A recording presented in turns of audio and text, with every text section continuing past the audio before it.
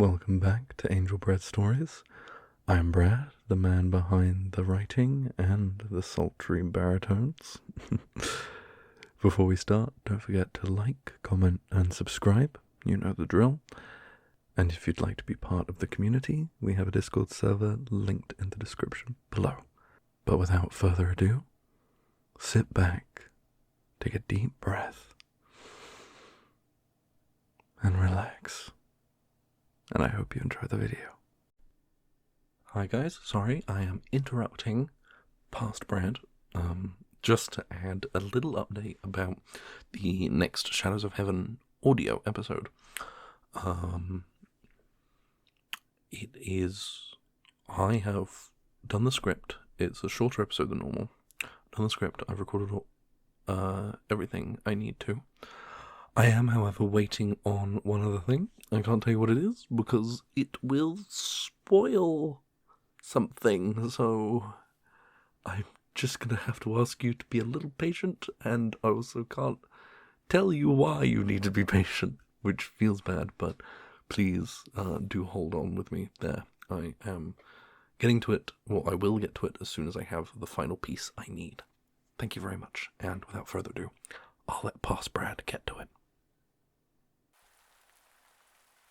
Hi guys, and we are at chapter 3 of Shadows of Heaven, the last Ascendant. Last time we had Karis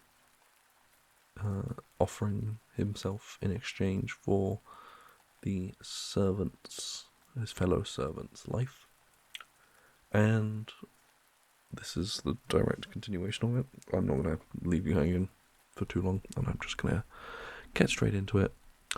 And then afterwards we'll talk about it. I also have the essay, the critical essay that I wrote for this, which I might read out afterwards, just as a little extra for you guys who are interested to see. It just talks about my process. But without further ado, let's get started. Chapter 3. An honest end. A truthful beginning. Being alone with the Dark Prince was a situation every servant at Bleakhold dreaded. For the lucky few, as Karis had been the night before, it meant a night of passion. But for most, it was their final moments. Karis had heard Amelia pleading for her life once. She had allegedly pilfered a necklace belonging to the prince himself. Karis heard her screams echoing through the halls that night as he exited the hold, walking through the royal gardens towards the servants' quarters. Even as he lay in bed, whenever the wind calmed and the guards' chatter dimmed, he could hear her scream. It took until daybreak for it to stop. Karis didn't sleep that night, and Maeve awoke early to comfort him. He wasn't close with Amelia. It still left some reaper lilies upon the door to her quarters to help her soul pass peacefully. The prince's personal chambers were a measure of luxury Karis had not thought possible. Artworks depicting ancient battles between the Cascades and sacred lands adorned the walls. Karis grew up in a small village close to the Sea of Eowyn, and his minimal education did not expand to fine art. So the artists were unbeknownst to him, but his mother would tell him stories of ancient battles, some of which he recognized here: the Battle of Wolfbane Keep, the ambush at Dead Valley, and the end of the Tarsanan Rebellion. Karis squinted. These battles were centuries ago, and yet he recognized the visage of the Dark Prince depicted within each. So, might actually be immortal. Great, Karis muttered to himself. He scanned the other artwork adorning the walls. The Dark Prince was portrayed in every piece, often as a shadowed spectre, effortlessly cleaving through the paladins of the Divine Order, their gleaming whites and silvers smothered in inky blacks and streaks of scarlet. Karis didn't have an opportunity to appreciate the pieces last night. But before the memories could rise another wave of embarrassment and disgust within him, he noticed one work in particular. Like the others, it depicted a battle between the Cascades and Sacred Lands, except someone had taken what Garrus presumed was a blade to one of the figures depicted in the work. All that was left was shining silvers and what appeared to be an artistic depiction of light magic. Upon approach, Garrus noticed specks of dried blood soaked into the canvas surrounding the slashes. He wondered who had done this, or why the prince, known for his exacting standards, would allow such a piece to remain in his most personal space. Garrus received an answer to one of these questions when the prince's sharp voice interjected. "I did not appreciate how the artist glorified." There was an insignificant pause, but Garrus noticed it. "My opponent." The prince observed the piece momentarily. Garrus swore he could see his jaw clench before he turned and strode towards a large, dark oak table, on top of which lay a selection of freshly picked fruits and drinks. The prince wrapped his large, lithe hands around a pitcher, swirling the liquid inside. "Tritana juice," the prince offered, pouring a cup of the scarlet liquid for himself. Another small metal drinking cup, embellished with a jade rim, stood ready. "No, thank you, Your Majesty. I don't want to risk staining my uniform," Garrus replied without thinking. Stain his uniform? Garrus pressed a thumb between his eyes. He'd be dead in a minute. Why does he care about stains? He made a small groan, chastising himself for turning down what was probably his last drink. Seeming to take notice of this, the prince chuckled, sipping from his cup and approaching Garrus. He reached a hand out, sweeping loose strands of hair from Garrus's face. "That young servant back there. Did you know him?" he asked. "Barely, Your Majesty." "And yet you saved him. Why?" Garrus paused, his heart racing as the Dark Prince closed the gap between them further. He had to tilt his head upward just to meet the prince's eyes. Garrus presumed the question a jest or mockery, and yet he saw genuine intrigue painted upon the prince's sharp features. He answered hesitantly. "Because it was a minor mistake. He's just an innocent young man. I don't want to see him suffer." The prince scoffed. "A naive sentiment. Innocent people suffer every second in this world, and especially within the Cascades." Garrus's eyes softened. "But that doesn't mean I have to add to that suffering." Leaning in, the prince moved his face inches from Garrus's, inspecting his every feature. His breath tickled Garrus's skin. "You cannot be from the Cascades. Such compassionate notions are for the likes of the Sacred Lands and their beloved divine order," he remarked, speaking the words divine order with dismissive disdain. Garrus wasn't a particularly vulgar man, but only 2 words sprang to the forefront of his mind. Fuck it. If he was going to die, he might as well make the most of it and be as blunt, rude, and uncouth as he wanted. He breathed deeply, mustering his sharpest retort. "Actually, born and raised here, Your Majesty." There was a pause before his thumb met the bridge of his nose again. His exhale exuded such palpable disappointment that even the prince's face reflected sheer confusion. "Are you quite all right, servant?" Garrus looked up at the prince, his expression slightly manic. No, I'm about to die, and apparently I'm too nice to muster anything sassier than, actually, I mean, come on, are those going to be my last words? Not that I've been planning my last words or anything, but surely I can muster something more memorable. I bet. Karis froze. The reality of his situation came suddenly and sank deep. He was about to die. He would never see Maeve and Jev again, tend to the gardens or craft another flower crown. He loved those flowers. Such vibrant colours and heartwarming scents. Roses of glistening blacks and deep reds, orchids with petals of satin white that sprang from warm amber stems. Karis closed his eyes, trying to remember his life before Bleakhold, but only faded images and numbed emotions came to him. His shoulders dropped, and his eyes opened slowly. He looked directly at the Butcher King, letting fear finally sink its fangs into him. His voice drained of its colourful bounce, replaced by a shaking murmur. Your Majesty, could I ask that I be buried in the gardens, so my body may nourish the blossoms of spring? He pleaded, eyes welling with tears. I taught Maeve how to make flower crowns.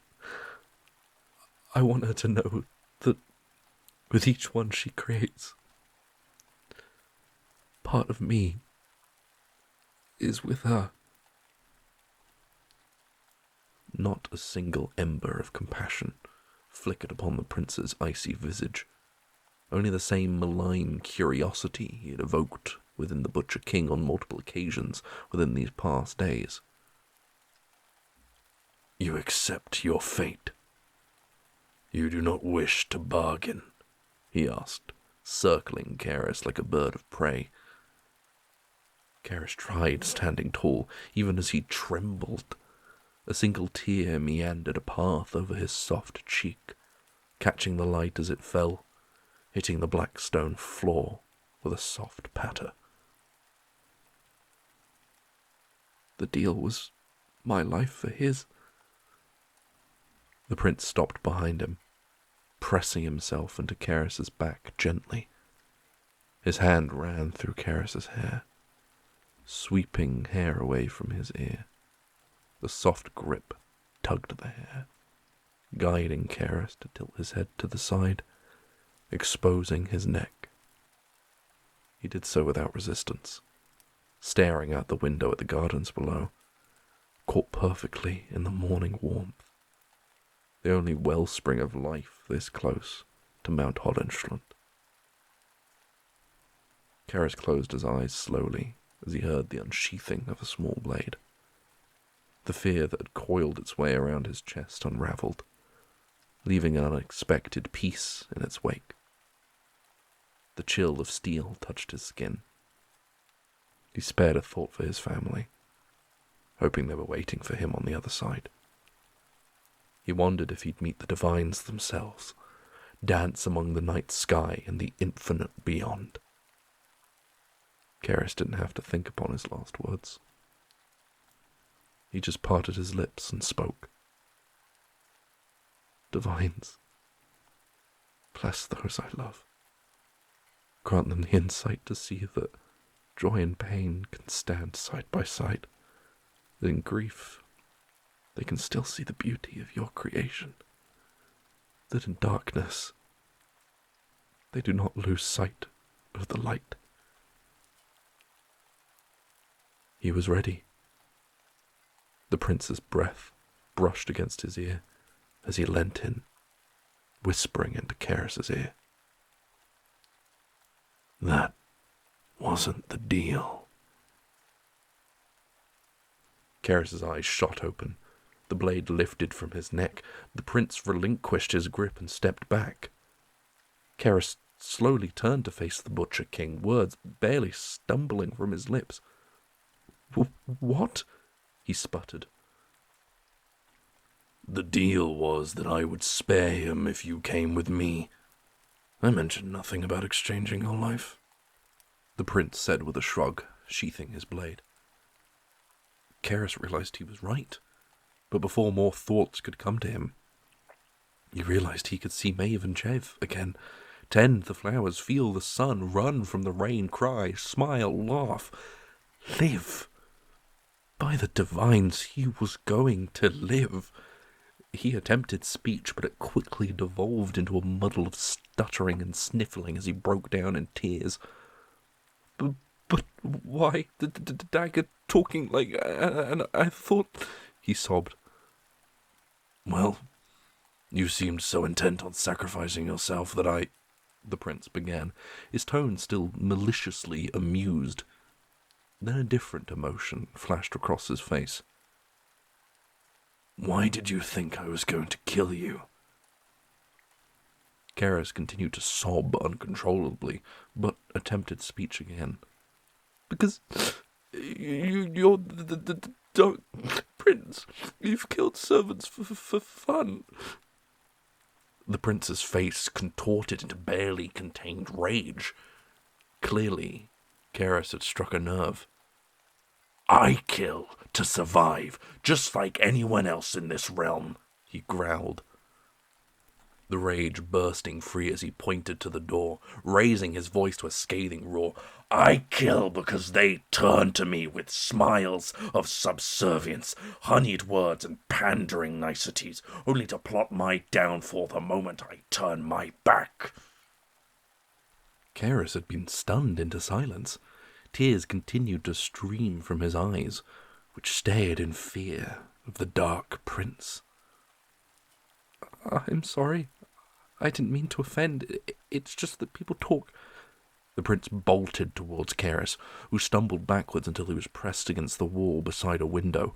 The prince towered over him, a shaft of sunlight at his back, his face shrouded in shadow. His voice had quietened, but still quaked with anger. They are the reason the Cascades are nothing but a den for criminals and power-crazed nobility. Your kind did this, mortal. These games of deceit are simply a reflection of the darkness in your hearts. I cannot be faulted for winning. Karis's breath hitched in his throat as he stifled a yelp. The prince's eyes scanned his terrified servant. Frustration twinged the corners of his eyes and lips before he spoke again. And yet, his voice lowered as he pulled himself even closer. You are different. You were willing to give your life for a stranger. You speak of innocence and suffering, and actually believe it. I knew you weren't like the others. That's why I got close to you, brought you here last night, to find what you hide behind your mask. Karis kept himself pressed to the cold stone of the walls. His eyes widened and he realized Maeve was right. You slept with me to prove a point? The prince stepped back, his expression softening slightly. Well, it wasn't just that, admittedly. So you don't kill for fun, just seduce for fun? Karis interrupted, his voice bolder. The prince raised an eyebrow. What was it to you? He asked, a strand of raven hair falling from its perfect place and over his brow. It was... Karis paused. His embarrassment about last night was quickly turning to humiliation, but he saw no point in lying. You were different. The way you talked to me was sweet. I felt like I was seeing a new side of you, and I liked it. And even though I told myself I would never do that with someone I don't know, I guess I just felt safe with you. But I suppose that was all part of the act. Karis waited for a response, but it didn't come. The prince stood motionless, his expression fixed, his golden eyes staring. Karis shifted slightly and spoke again in a soft, quiet tone. Was I wrong?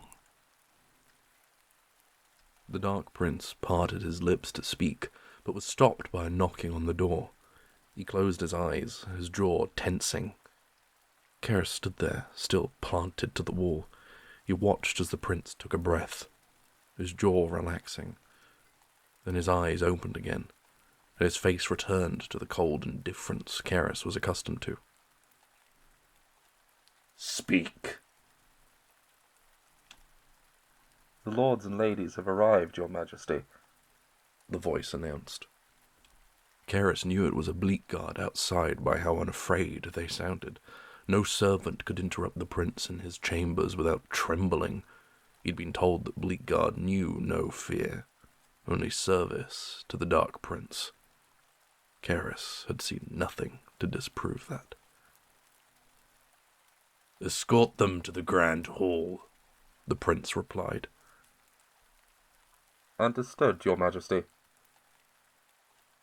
The prince walked towards the large standing mirror in the room and tucked the loose strand back in place. His long raven hair had been tied into a high ponytail, though loose bunches of hair flanked his visage. His shoulders and chest raised back up. Karis hadn't noticed they'd relaxed until he did so. He moved towards the door, his eyes never meeting Karis's. I must take my leave. Tidy yourself up and head to your duties, the prince said. His voice had returned to its rough, gravelly nature. He paused after opening the door, turning his head halfway towards Karis.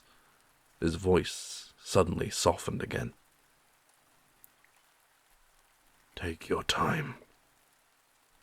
The prince left, quietly closing the door. Karis finally pushed off the wall, staring at the door in silence, his face contorted in confusion, fear, and the tiniest glimmer of hope. Was I wrong?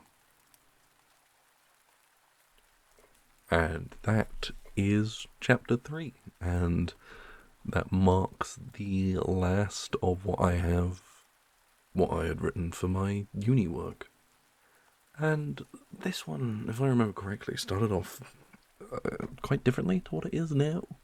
And then it became this. If I remember my kind of like earlier iterations of this it was kind of a bit of a filler one. Well, first things first, actually, now that I remember this now, is what I considered was, well, what I tried to do was do the feather scene, the infamous feather scene from the first episode, and it just didn't quite work.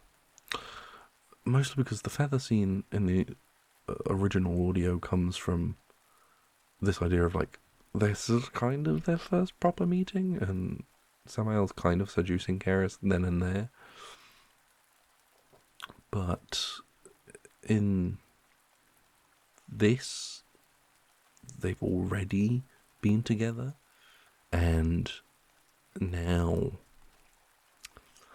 it just, the feather scene doesn't quite fit, and I think it shows a little more.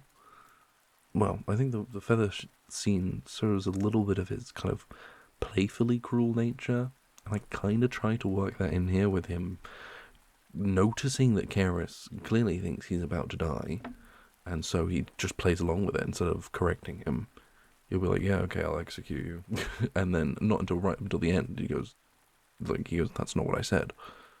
And so he's still playing with Karis here, but I think he's doing it in a crueler way than what he did with the feather. Like, the feather, he was still quite cruel about it. Like, he made it seem like this was a life or death decision, and like, Karis will be horribly murdered if he doesn't get it right, and blah blah blah, and then goes, haha, it's a feather. In this one, it's more of a, it's still the same thing of like, there's some obviously big things going on here. Karis is going like, oh my god, I'm gonna die, and then Samael's playing into that, making him, he's afraid, blah blah blah, lets him go through this whole process of accepting his own death, and then is like, oh, that's not what I said. And the way it diverges even further is then us having this moment of Samael being like, but why do you think that? And I wanted to put that in because it shows this bit of Samael that doesn't quite understand how far he's fallen, if that makes sense. He's almost surprised by the fact that Karis is like, but you have a reputation for being cruel and murdering people, and Samael knows this, but he almost doesn't. He knows it, but he doesn't quite know it in the way that it has genuinely changed his thinking. If you knew how people saw you, for us, if it's like everyone sees you as a horrible person, you then frame your conversations with these people under the context that they think you're a horrible person. Samuel hasn't done that yet.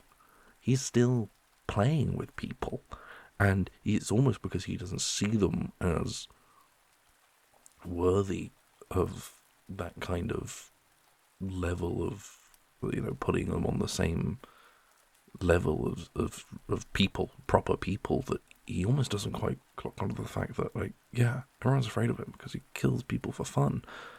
But also, that's an example of the rumors getting out of hand. This is the rumors have become that the Dark Prince kills for fun, but he doesn't, and Samael has genuinely never killed for fun. Everyone he's killed during his time ruling over the Obsidian Cascades has been for a reason and not just fun. So part of him gets angry at it because his first response to everything while he's in this kind of Dark Prince persona mode is anger. Everything pisses him off because that's how he avoids feeling emotions. And so he gets angry. His first thing is, I don't kill for fun. You did this. Your people did this. I'm just winning. This is a game that your people started. I'm just winning the game. So don't put that on me. Don't put any of this on me. Again, it's him shunting the blame of the actions he's taken. So I think this scene, more effectively than the feather scene, shows the kind of depths of Samael's, how much he's kind of lost himself to this side and lost himself to this persona. Yeah, other than that, I don't really have much to say on the piece. I think I will read out the essay. I might as well. I don't think I should put it in a separate video. I don't think anyone will care if I put it in a separate video, so it won't get watched. So I might as well just throw it on the end here, and if people want to listen, they can listen. Yeah, I think it's a 2,000 word essay. I'm not sure. 2,000 or 1,500. I don't know. Can't remember. It's only been a few months, and I'm already forgetting how uni worked. Yeah, it's a critical essay on the development of Shadows of Heaven. So it talks a little bit about where I got my inspiration from and the whole process of it starting off as a YouTube audio drama, etc. But anyway, I'll read it out now. An Anti-Romantasy, a critical essay on the development of Shadows of Heaven. Shadows of Heaven is a novel adapted from the most popular series on my YouTube channel. It is a queer romantasy that tackles themes of guilt, grief, and trauma, as well as challenging certain relationship tropes I believe are negatively affecting queer people's perception of relationships. In this essay, I will reflect upon the development process of Shadows of Heaven. I will examine its conception, my research, the editing process, my supervisor's influence, and how I believe my piece sits in the wider artistic context. An unorthodox conception. Shadows of Heaven began on the 6th of February 2021 as a video on my YouTube channel. My videos at this time were purely experimental and, speaking truthfully, a cash grab.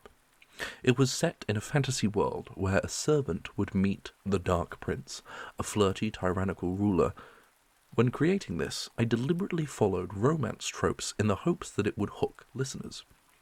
I have obviously cited and I have references, etc. I'm not going to read those parts out. So just imagine that when I state something, there's probably a reference next to it.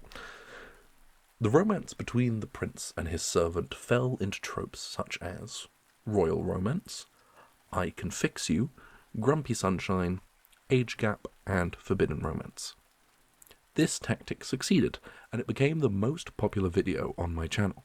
So I created a sequel video to try to capitalize on its success. After the success of this second video, I realized that I wanted to create a series.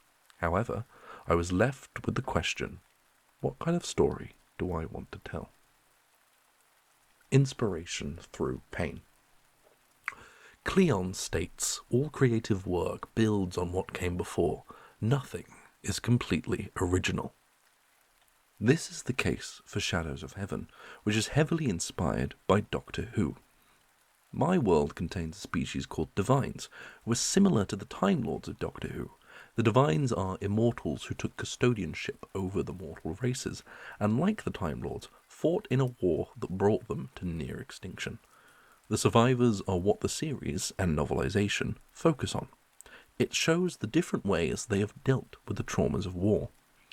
I decided that the story would focus on these survivors having to face their trauma in order to unite against the return of the threat that almost ended their race, eventually turning their pain into a drive to do good, promising themselves that they will do all they can to ensure that no one else suffers as they have. This concept is also inspired by the Doctor, in particular from the Zygon inversion, and a speech the Doctor gives in the episode. And do you know what you do with all that pain? You say this, no one else will ever have to live like this. No one else will have to feel this pain. Not on my watch. My own experiences also influence my writing, particularly my sexuality and mental health. When creating the YouTube series, I had just accepted my sexuality, and the series was a way for me to explore it and begin to build a community with queer people. But mainly, it was a way for me to explore my grief and trauma, each of the characters representing a different way I had responded to my trauma. Issues like sleep problems, self-neglect, self-harm, and suicidal feelings are explored. In particular, two of my characters, Samael and Michael, represent two of the major ways I responded to my trauma. Michael represents self-blame, throwing yourself into work and depression. In the prologue of my creative project, we see Michael struggling with this, the guilt that the people here all died in his name, for his cause, for his mistakes. Samael represents anger, feeling distant from people and being unable to trust others. This is shown through the persona of the Dark Prince that he has created for himself. My creative project depicts the cruel environment Samael has created in the land he rules. Karis reminded himself of exactly who allows such a violent way of life to exist, who exemplifies it. My research. When beginning my creative project, my supervisor, I will not say his name in this video just in case, suggested I research other romantasy novels. As Cleon states, the more good ideas you collect, the more you can choose from to be influenced by. This is the philosophy I adopted when reading The Lightning Struck Heart. I took away ideas about humor, group dynamics, and speech formatting. It also raised a question for me. Do I want to include sex scenes? I first explored how I would approach sex scenes if I included them. I took advice from Sierra Horton McElroy, who suggests different techniques to show the underlying desire I would want my scenes to display. I then found Sarah Alexander, who talks about the sex scenes in her book, Under a Sardinian Sky, in a post on Writer's Digest, which helped me decide not to include sex scenes. The main relationship of the story begins with the two main characters, Samael and Karis, entering a relationship with an imbalance of power. I believe sex scenes would risk romanticizing or fetishizing this toxic relationship dynamic. An anti-romantasy?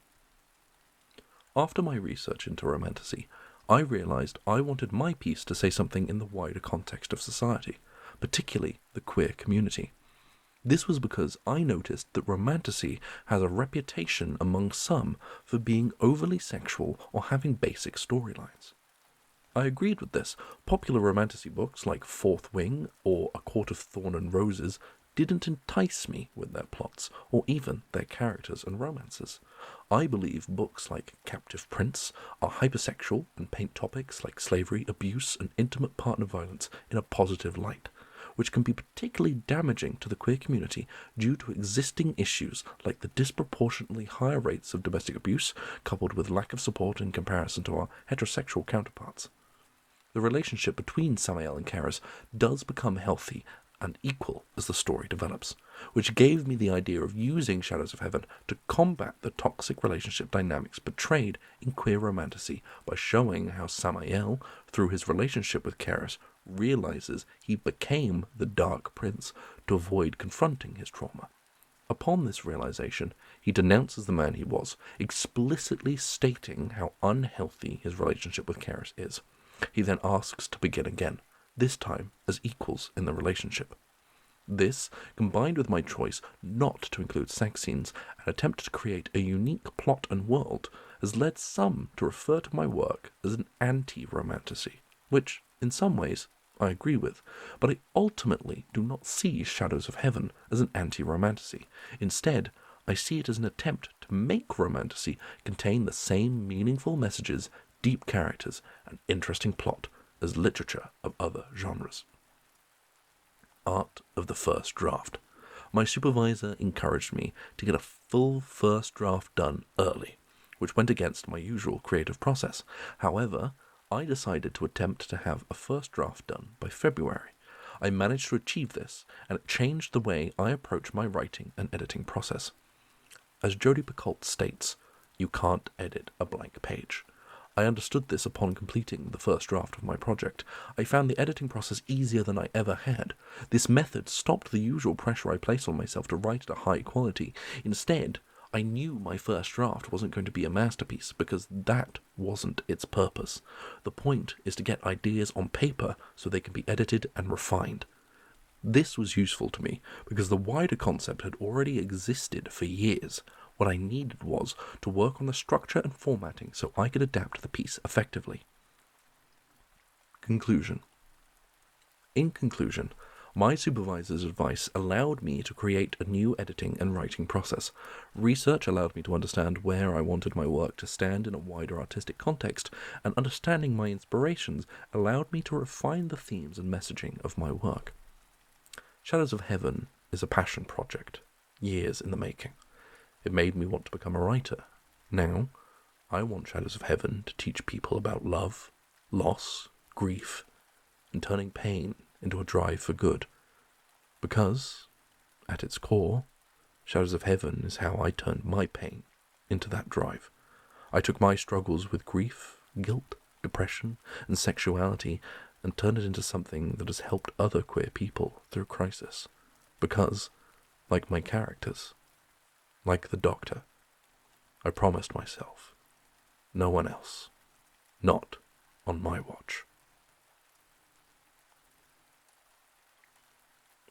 Yeah, that was the essay.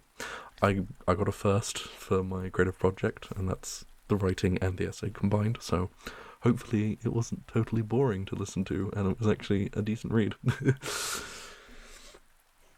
Yeah, this was... I joined uni in the hopes that I could turn Shadows of Heaven into a novel. And here I am at the end of uni, having gotten a first on my project, turning it into a novel, and I can't describe how it feels. And, my life's up in the air right now. As some of you probably seen the community post, my dad's battling cancer, and I'm battling the depression again because of it. So, things are rough for me right now, but I don't think I could ever give up on Shadows of Heaven. I don't think I can ever stop working on Shadows of Heaven. And it's given me so much. And I just want to keep writing it. I hope I get the chance to keep writing it. I hope one day I turn this into a full book manuscript. I hope one day I send it off to a publisher and they start working with me on it. And I spend the next year editing it down, getting the marketing and the cover, and one day I publish it. Or maybe I self-publish, I don't know. But I hope one day it happens. But I think I've kept you guys here long enough. So, without further ado, I will leave you here. I hope you have a good day or night, whatever time it is for you. And I will see you in the next one. Before this video ends, I'd like to give a huge shout out to the disciples of Jesus Christ who support me over on Patreon. If you'd like to join them, check out the links in the description. But with that done, thank you very much for joining me, and I hope to see you in the next video. Bye-bye.